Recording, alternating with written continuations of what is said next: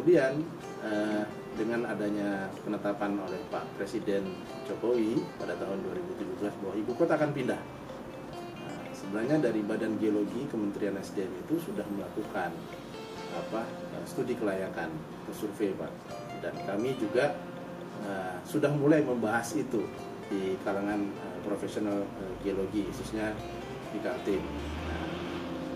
Terkait penentuan ibu kota negara berada di Kalimantan, tentunya kami melihat ini tepat. Kenapa kami bilang tepat? Karena secara posisi geografis Kalimantan Timur ini berada di jalur khatulistiwa. Satu itu. Dan memang berada di tengah-tengah dari ujung timur sampai ujung barat Indonesia, kemudian utara ke selatan. Posisi Kalimantan Timur ini tepat di tengah. Kemudian posisi ibu kota negara juga tidak langsung menghadap ke laut lepas atau selat. Nah, ini juga saya yakin secara kajian keamanan juga itu penting. Tapi akses untuk kapal-kapal besar juga bisa, gitu kan? Artinya melalui Teluk Balikpapan.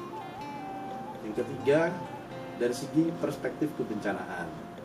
Nah, kita sudah sering mendengar kalau daerah Kalimantan itu minim bencana.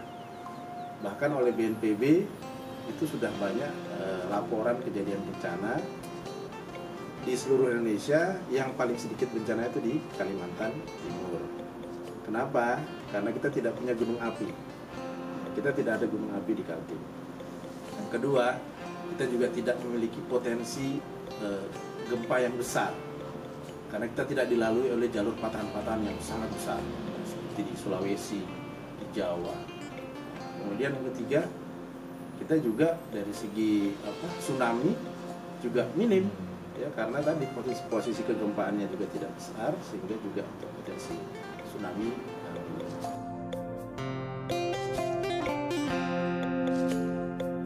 dan tetap mengedepankan kota dengan spon air, ya.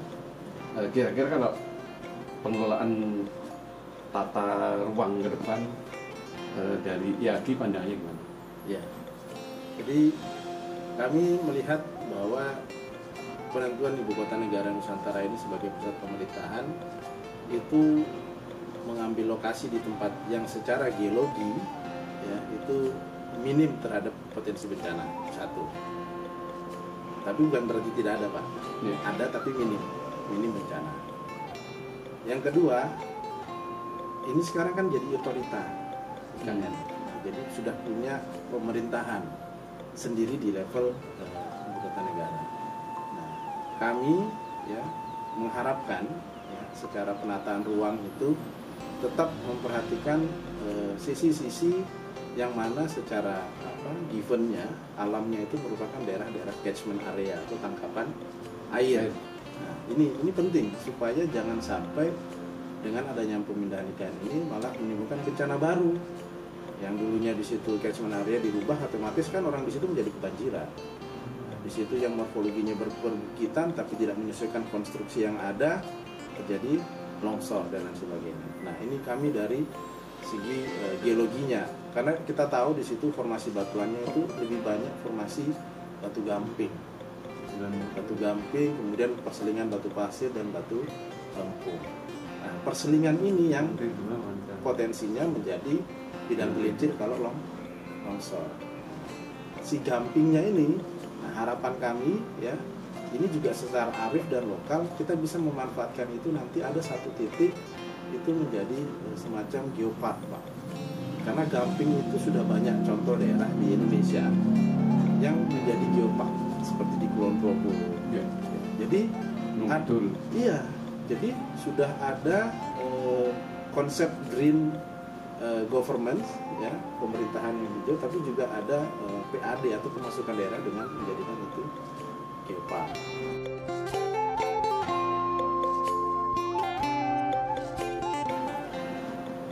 Dari data-data yang ada memang menyampaikan ada kondisi susah air tadi.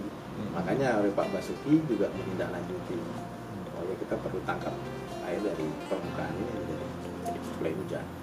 Sudah ada, Pak, upaya mitigasi di pemerintah dan memang ada informasi itu.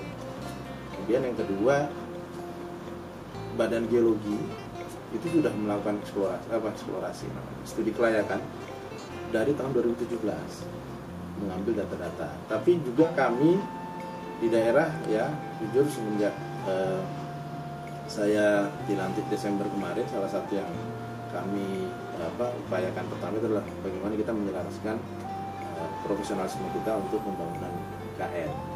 Makanya Desember dilantik, Januari kami ekskursi Pak.